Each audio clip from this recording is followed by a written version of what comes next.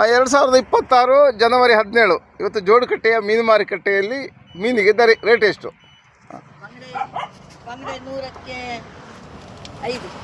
ಎಷ್ಟು ದೊಡ್ಡದುಂಟಲ್ಲ?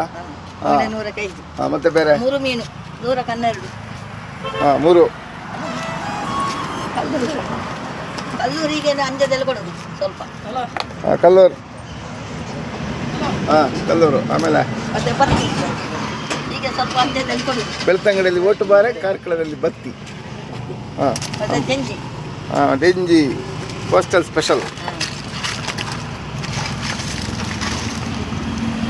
ಡೆಂಜಿ ಮಲ್ಲಾಪುರ ಬಂಜಿ.